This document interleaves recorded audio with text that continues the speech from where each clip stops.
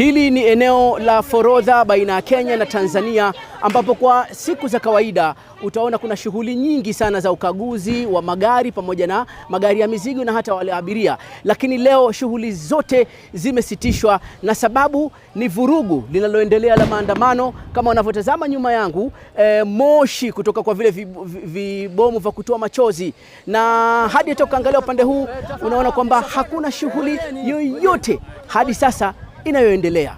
Chaguzi ilifanyika Tanzania, lakini sisi ndio tunapigwa tear gas, na tunaona upande wetu maaskari wa upande wa Kenya wa react chochote, kwa sababu tumeona tuna tear gas inapigwa paka inaingia custom ya Kenya. Tunajaribu, sisi hatufanyi kazi, sisi kama watu wa biashara zetu zimeharibuliwa. Mimi ni kama transporter, tulikuwa tumekuja kubeba mzigo huku tupeleke upande ya Kenya, lakini mzigo yenye tulikuwa tumekuja kubeba pande hii haingewezekana juu zimekwama pande huko pande ile, na hatuwezi enda pande ile kulingana na situation vile iko.